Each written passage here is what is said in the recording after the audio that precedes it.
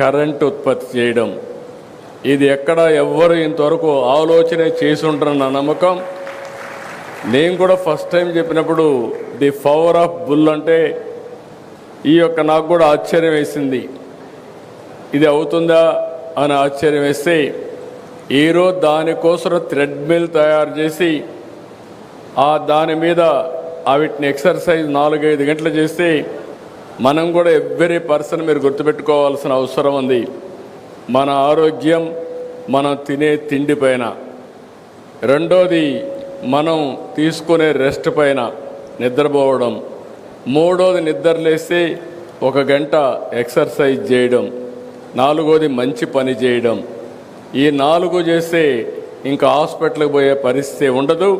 అది చేయని వాళ్ళే హాస్పిటల్కి పోతారని చెప్పి కూడా నేను మీకు తెలియజేస్తున్నా. అలాంటిది ది పవర్ ఆఫ్ బుల్ నిరూపించడం కోసం ఇక్కడ బుల్స్ని ఇక్కడ తీసుకొచ్చి చాలా సిస్టమేటిక్గా మళ్ళీ ఏ విధంగా ఆల్రౌండ్ మన వారసత్వాన్ని కాపాడడం కోసం ఒక నూతనమైన ప్రయోగాన్ని చేస్తున్నారు. ఆ ప్రయోగంలో ది పవర్ ఆఫ్ బుల్ అన్నప్పుడు కరెంట్ ఎంత ఉత్పత్తి చేయగలుగుతారంటే 5 యూనిట్లు కరెంట్ ఉత్పత్తి చేసే పరిస్థితి వస్తుంది. అదే మాదిరిగా 1 గంటకు 5 గంటల వరకు దాన్ని కూడా సైంటిఫిక్గా ఆలోచించి అది హెల్తీగా ఉండాలంటే ఎన్ని గంటలు ఎక్సర్సైజ్ చేయించాలనో అన్ని గంటలు చేయించి దాంట్లో నుంచి ఆదాయం సంపాదించడానికి ఒక వినూత్నమైన కార్యక్రమం. ఆ కార్యక్రమమే పవర్ జనరేషన్. మామూలుగా పవర్ జనరేషన్ అంటే ఒకప్పుడు ఎక్కడి నుంచో వచ్చేది, థర్మల్తోనే వచ్చేది. బొగ్గుతో కరెంటు తయారు చేసేవాళ్ళం. తర్వాత వాటర్తో తయారు చేయడం మొదలుపెట్టాం. తర్వాత ఎండతో కరెంటు చేయడం మొదలుపెట్టాం. గాలితో కరెంటు చేయడం మొదలుపెట్టాం. ఇప్పుడు బుల్స్తో కూడా కరెంటు తయారు చేసే పరిస్థితికి వచ్చామంటే ఇంట్లో కూర్చొని ఇది best innovation in the world అని చెప్పి మరొకసారి మీ అందరికీ తెలియజేస్తున్నా. దీనికి నాంది పలికి ఇంకో పక్క ఒంగోలు ఒకప్పుడు one of the best breed in the world. ఈరోజు ఒంగోలు బుల్ అనేది లేదు. అవన్నీ ఇక్కడి నుంచి వెళ్ళిపోయి బ్రెజిల్కి వెళ్తే బ్రెజిల్లో బ్రహ్మాండంగా ప్రొటెక్ట్ చేయడం కాకుండా ప్రమోట్ చేసి ఈరోజు ప్రపంచానికే బెస్ట్ బ్రీడ్ని వాళ్ళు ఇచ్చే పరిస్థితికి వచ్చారు. అదే మరి ఇక్కడ బ్రీడ్ ప్రొటెక్షన్ కూడా ఆలోచిస్తున్నారు. అదే సమయంలో ఇవి ఆయుర్వేదాలో ఏవైతే ఋగ్వేదం ఇవన్నిట్లో ఏవైతే ఉన్నాయో అవన్నీ కూడా స్టడీ చేసి హెల్త్కి మన కౌస్కి ఏ విధంగా సంబంధం ఉందో అలాంటి ఎక్సర్సైజ్ చేసే పరిస్థితికి వచ్చారు. ఈరోజు నందగోకులం సేవ్ ది బుల్ అనే కార్యక్రమం చాలా విశిష్టమైంది. 400కు పైగా ఎద్దులు, ఆవులు, దూడలు ఇక్కడ సంరక్షిస్తున్నారు. షెడ్ను కూడా చూశాను. మామూలుగా షెడ్ వేస్తే పశువులకేసే షెడ్ ఎప్పుడు కూడా నాసిరకం ఉంటుంది. ఆ షెడ్ కూడా హైట్ కానీ ఈరోజు మనం ఇక్కడ కూర్చుంటే చెమట వచ్చింది, కానీ ఆ గోకుల్ షెడ్కి వెళ్తే చెమట కాదు కదా, వాసన కూడా లేదంటే వన్ ఆఫ్ ది బెస్ట్ స్టాండర్డ్స్లో అక్కడ షెడ్ ఏర్పాటు చేశారు. దానికి మనస్ఫూర్తిగా అభినందిస్తున్నా. ఇంకో పక్క నందగోకులం లైఫ్ స్కూల్కు వెళ్ళాను. పిల్లలందరినీ చూశాను. ఆర్డినరీ పిల్లలు, మామూలుగా పేద పిల్లలు. ఆ పిల్లల్ని తీసుకొచ్చి ఈడ ట్రైనింగ్ ఇస్తున్నారు, బాగా ఇది చేస్తున్నారు.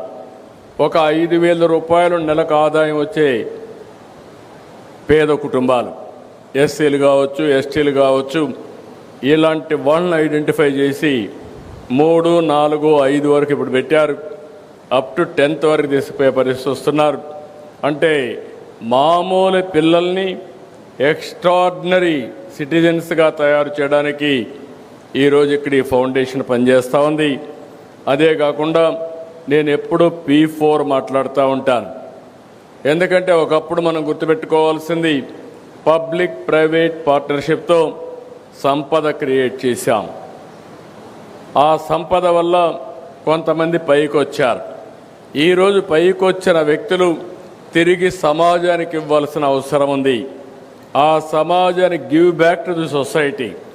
ఆ కార్యక్రమంలో శశిధర్ గారిని మీరు చూస్తే 19 ఎకరాలు ఇంటర్నేషనల్ స్టాండర్డ్స్. నేను పిల్లల్ని చూశాను, ఎంత కాన్ఫిడెంట్గా ఉన్నారంటే అంత కాన్ఫిడెంట్గా ఉన్నారు. ఒక 20 మంది ఉంటే ఎత్తుక్కోకుండా భవిష్యత్తులో నీవేమవుతావంటే వాళ్ళ యాంబిషన్ చాలా చక్కగా చెప్పగలిగారంటే ఫస్ట్ ఆఫ్ ఆల్ నేను అభినందిస్తున్న చిన్న వయసులో ఒక ఆత్మవిశ్వాసాన్ని కలిగించిన ఈ ఫౌండేషన్ని మనస్ఫూర్తిగా అభినందిస్తున్నానని చెప్పి కూడా నేను మీకు తెలియజేస్తున్నా. ఇప్పటికే ఇలాంటివి మంచి కార్యక్రమాలతో ముందుకు పోతున్నారు. ఇలాంటి కార్యక్రమాల వల్ల నేను అందుకని ప్రతి ఒక్కరికి ఒక పిలుపిస్తున్నా. ప్రతి ఒక్కరు కూడా గుర్తుపెట్టుకోవాలి, సమాజం వల్ల మనం పైకి వస్తాం. సమాజం వల్ల పైకి వచ్చిన వాళ్ళు తిరిగి సమాజానికి పే బ్యాక్, గివ్ బ్యాక్ అది చేయాల్సిన బాధ్యత ఉంది. సమాజానికి తిరిగి ఇవ్వాలంటే మనమందరం కూడా డబ్బులు ఇవ్వడంతో కాదు. డబ్బులు ఎవరైనా దానం చేయగలుగుతారు, అది కాదు ఇక్కడ. ఈరోజు ఈ స్కూల్ని మోడల్ని చూస్తే ఆయనకు డబ్బులు ఉండొచ్చు, కానీ ఒకసారి వన్ టైం డొనేషన్ చేయొచ్చేమో, కానీ అది కాకుండా పిల్లల్ని ఐడెంటిఫై చేసి వాళ్ళందరినీ ఇక్కడ తీసుకొచ్చి వన్ ఆఫ్ ది బెస్ట్ ఫ్యాకల్టీని తయారు చేసి బెస్ట్ ఎడ్యుకేషన్ కరికులం తయారు చేసి వాళ్ళు ఒక నమ్మకాన్ని కల్పించి బెస్ట్ సిటిజన్స్గా తయారు చేస్తున్నారు. ఫ్యూచర్ కోసం నేను ఇప్పుడే చూశాను. అంటే 3వ తరగతి చదివే పిల్లలు మెషిన్ లెర్నింగ్, ఆర్టిఫిషియల్ ఇంటెలిజెన్స్ వాడే పరిస్థితికి వస్తున్నారు. అంటే మనం ఇది ఒక గేమ్ చేంజర్గా తయారవబోతుంది. నేను ఎన్నోసార్లు చెప్పాను, ఈరోజుండే మన పిల్లలు ప్రపంచాన్ని శాసించే శక్తి, తెలివితేటలకు ఉన్నాయి. వీళ్ళకి సరైన ఎడ్యుకేషన్ ఇవ్వగలిగితే ఏదైనా చేస్తారని నా నమ్మకం. అలాంటి నమ్మకానికి ఒక ప్రతిరూపంగా P4 మోడల్లో one of the best school నడుపుతున్నటువంటి శశిధర్ ఫౌండేషన్ని మరొక్కసారి మీ అందరి తరపున అభినందిస్తున్నా. కంగ్రాచులేషన్స్.